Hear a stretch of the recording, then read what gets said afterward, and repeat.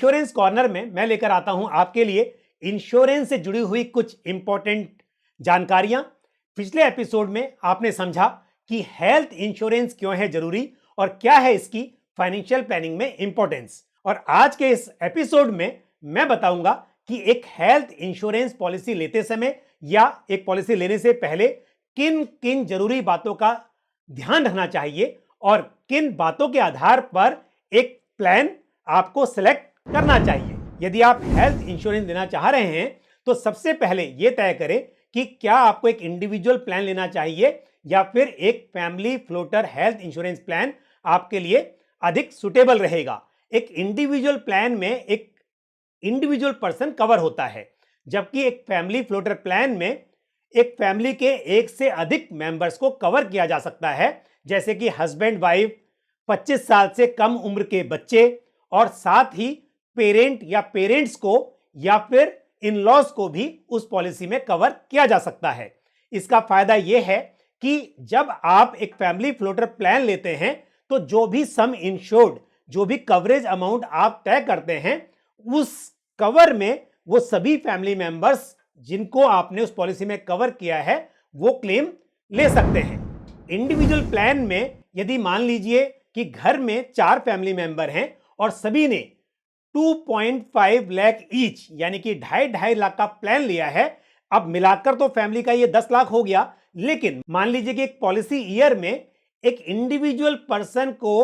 4 लाख रुपए के क्लेम की जरूरत आ गई, लेकिन क्योंकि उस इंडिविजुअल पर्सन का जो कवर है वो सिर्फ 2.50 लाख का है, तो ऐसे में जो ऊपर का जो खर्च है वो उस पर्सन को अपने पास से करना होगा। लेकिन यहीं पर यदि 4 मेंबर का कवर 10 लाख का है और ये फैमिली फ्लोटर प्लान है, तो इस केस में यदि एक इंडिविजुअल को 10 लाख तक की जरूरत पड़ती है या फिर पूरी फैमिली को मिलाकर 10 लाख रुपए तक के हॉस्पिटलाइजेशन एक्सपेंसेस की जरूरत होती है, तो वो क्लेम किया जा सकता है। यहां पर मेरी राय यह है कि यदि बच्चे छोटे हैं और पेरेंट्स भी कम उम्र वाले हैं, तो ऐसे में एक फैमिली फ्लोटर प्लान एक बेहतर चॉइस हो सकती है। लेकिन यदि कोई सीनियर सिटीजन अपने लिए हेल्थ इंश्योरेंस प्लान लेना चाह रहा हो या फिर बच्चे अपने सीनियर सिटीजन पेरेंट्स के लिए इंश्योरेंस कवर बाय कर रहे हो, ऐसे में इंडिविजुअल कवर लेना शायद बेहतर रहेगा। तो इन सब बातों के आधार पर सबसे पहले आप यह तय कर ले कि क्या आपको एक इंडिविजुअल प्लान लेना है या फिर आप फैमिली फ्लोटर प्लान लेना चाहेंगे। उसके बाद आते हैं सम इंश्योर्ड पर, यानी कि जो कवरेज अमाउंट है उस पॉलिसी में वो कितना होना चाहिए। हॉस्पिटलाइजेशन महंगा होता जा रहा है, दवाइयों का खर्च बढ़ता जा रहा है और ऐसे में जो सम इंश्योर्ड है वो भी एडिक्वेट होना चाहिए। एक समय था जब शायद 1 लाख की हेल्थ इंश्योरेंस पॉलिसी भी शायद ठीक मानी जाती थी, लेकिन अगर मैं अब बात करूं जिस हिसाब से मेडिकल साइंस ने बहुत तरक्की की है, नई टेक्नोलॉजी अवेलेबल है और ऐसे में चाहे आप बात करें दवाइयों की या डॉक्टर की फीस या फिर हो अस्पताल का खर्च, ये बहुत बढ़ गया है और ऐसे में जरूरी है कि आपकी पॉलिसी एक एडिक्वेट सम इंश्योर्ड के साथ हो। तो यदि आप एक इंडिविजुअल प्लान ले रहे हैं तब यहां पर हो सकता है कि आप 4-5 लाख का कवर से शुरुआत कर रहे हो, लेकिन यदि आप एक फैमिली फ्लोटर प्लान लेना चाहते हैं तो ध्यान रहे कि यहां पर जो आपका इंश्योरेंस कवर है वो बड़ा होना चाहिए, ताकि यदि किसी केस में एक से ज्यादा फैमिली मेंबर को एक पॉलिसी ईयर में क्लेम लेना पड़े तो वो कम ना हो। कई बार ऐसा देखा गया है कि कोई इंडिविजुअल एक प्लान लेता है और सोचता है कि मेरे पास में कवर है, लेकिन जब जरूरत पड़ती है तब एहसास होता है कि जितना कवर लिया था वो काफी नहीं है। इसके लिए जितना जरूरी हेल्थ इंश्योरेंस लेना है उतना ही जरूरी ये जानना भी है कि जो कवर लिया है क्या वो एडिक्वेट है या नहीं है। अब उसके बाद एक जो महत्वपूर्ण बात है वो है नेटवर्क हॉस्पिटल की, क्योंकि जब आप हेल्थ इंश्योरेंस कवर लेते हैं तो आप चाहते हैं कि आपको कैशलेस फैसिलिटी मिले, ना कि आप पहले पेमेंट करें और फिर बाद में आपको उसका रिएम्बर्समेंट हो सके। लेकिन जो कैशलेस फैसिलिटी है ये नेटवर्क हॉस्पिटल में ही पॉसिबल होती है। तो आप ये जरूर देखें कि जो प्लान आप लेना चाह रहे हो, जिस इंश्योरेंस कंपनी से आप कवर ले रहे हो, उनके नेटवर्क में कितने हॉस्पिटल्स हैं और आपके एरिया के हॉस्पिटल्स उनके नेटवर्क में हैं या नहीं हैं। क्योंकि यदि जरूरत पड़ेगी तो सबसे पहले आप चाहेंगे कि जो आपके आसपास में हॉस्पिटल है वहां पर आपको ये कैशलेस फैसिलिटी मिल सके। तो एक इंश्योरर के नेटवर्क में नंबर ऑफ हॉस्पिटल्स और साथ ही आपके एरिया के हॉस्पिटल्स उस नेटवर्क में हैं या नहीं हैं, ये भी एक इंपॉर्टेंट क्राइटेरिया है एक प्लान सेलेक्ट करने के लिए। कुछ हेल्थ इंश्योरेंस प्लान्स को पेमेंट क्लॉज के साथ आते हैं, यानी कि यदि कभी क्लेम आता है तो उस वक्त एक पार्ट ऑफ क्लेम उस इंश्योर्ड पर्सन को अपने पास से बेयर करना होता है। यानी कि यदि 1,00,000 रुपए का क्लेम आया, हो सकता है कि इंश्योरेंस कवर है उससे काफी ज्यादा है, लेकिन 1,00,000 के क्लेम आने पर यदि उस इंश्योरेंस पॉलिसी में एक कंडीशन है कि 20% एक्सपेंस इंश्योर्ड पर्सन को अपने पास से देना होगा, तो इस केस में बड़ा सम इंश्योर्ड होने के बाद भी इंश्योर्ड पर्सन को कुछ खर्चा अपनी जेब से करना होगा। तो ध्यान रहे कि यदि पॉलिसी में ये को पेमेंट क्लॉज ना हो तो ये इंश्योर्ड पर्सन के लिए या पॉलिसी होल्डर के लिए बेहतर साबित होगा। कुछ हेल्थ इंश्योरेंस प्लान्स में सब लिमिट भी एप्लीकेबल होती है। इसका मतलब यह है कि अलग अलग खर्चों के लिए एक लिमिट तय होती है, जैसे कि डॉक्टर की फीस, रूम रेंट या फिर आईसीयू का खर्च। इन सब के लिए पहले से ही एक सम इंश्योर्ड का तय परसेंटेज होता है। मान लीजिए कि आपने 10 लाख के सम इंश्योर्ड के साथ एक पॉलिसी ली है, लेकिन वहां पर यह तय है कि room rent 1% of sum insured ही रहेगा, या फिर डॉक्टर की फीस एक पर्टिकुलर इलाज के लिए या फिर सर्जरी के लिए पहले से तय होगी। तो ऐसी पॉलिसीज जहां पर सब लिमिट नहीं है वो प्रीफर की जानी चाहिए। साथ ही एक हेल्थ इंश्योरेंस पॉलिसी में रिन्यूएबिलिटी देखना भी बहुत जरूरी है, यानी कि जो पॉलिसी आप ले रहे हैं वो किस एज तक रिन्यू की जा सकती है। और एक ऐसी पॉलिसी जो लाइफ लॉन्ग रिन्यू की जा सकती हो वो बेस्ट है, क्योंकि यदि यंग एज में आप एक हेल्थ इंश्योरेंस पॉलिसी लेते हैं और पता चलता है कि 70 की एज के बाद उस पॉलिसी को रिन्यू नहीं किया जा सकता, तो उस वक्त पर नई पॉलिसी लेना शायद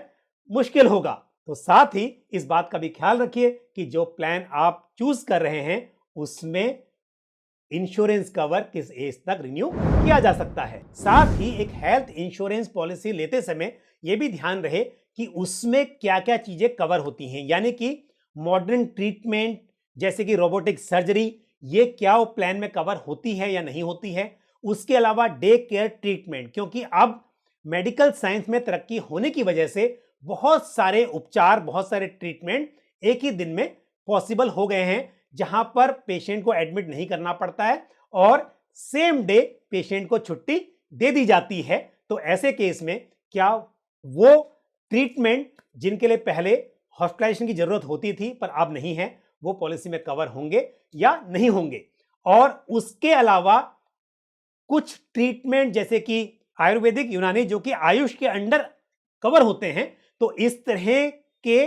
ट्रीटमेंट भी क्या पॉलिसी में कवर होते हैं या नहीं होते हैं। और यदि आपको मैटरनिटी कवर की जरूरत है तो उस केस में आप ये देख लें कि जो प्लान आप सिलेक्ट कर रहे हैं क्या उसमें मैटरनिटी कवर प्रोवाइड होता है। एक इंश्योरेंस पॉलिसी में प्री एंड पोस्ट हॉस्पिटलाइजेशन ये बहुत ही जरूरी है, क्योंकि हॉस्पिटल में एडमिट होने से पहले भी बहुत खर्च हो चुका होता है और कई बार हॉस्पिटल से आने के बाद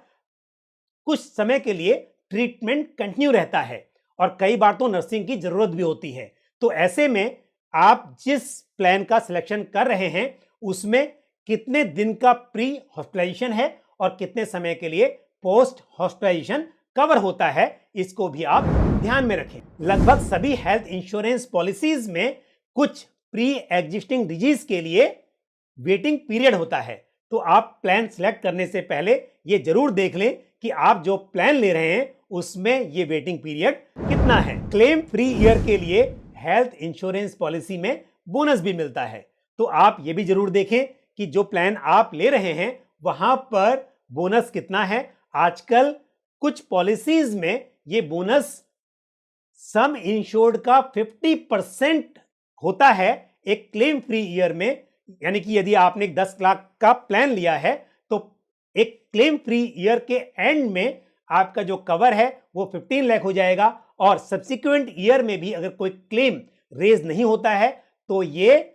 बढ़कर 100% यानी कि 10 लाख का कवर 20 लाख हो जाएगा। तो आप ध्यान दें कि आप जो प्लान ले रहे हैं वहां पर नो क्लेम बोनस कितना मिल रहा है। साथ ही एक हेल्थ इंश्योरेंस पॉलिसी लेते समय आप ये जरूर देखें क्या आपकी पॉलिसी में रीलोड ऑफर अवेलेबल है। रीलोड या रीस्टोर का मतलब यह है कि जो सम इंश्योर्ड है यदि वो एक पॉलिसी ईयर में पूरा एग्जॉस्ट हो जाता है तो उसके बाद क्या आपकी ये इंश्योरेंस पॉलिसी कवर प्रोवाइड कर सकती है या नहीं कर सकती है। ऐसी पॉलिसी जहां पर रीलोड फीचर अवेलेबल होता है वहां पर यदि एक पॉलिसी ईयर में पूरा सम इंश्योर्ड एग्जॉस्ट हो जाए तब भी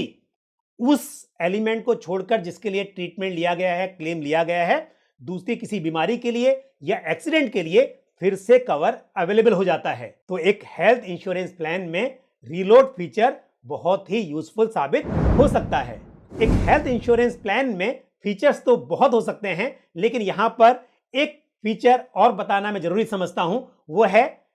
प्रिवेंटिव हेल्थ चेकअप का। यानी कि आपकी हेल्थ इंश्योरेंस पॉलिसी आपको साल में एक बार या फिर कुछ सालों में एक बार एक फ्री हेल्थ चेकअप का ऑप्शन प्रोवाइड कर सकती है। तो जो प्लान आप सिलेक्ट कर रहे हैं आप देखें कि वहां पर यह फ्री हेल्थ चेकअप का ऑप्शन आपको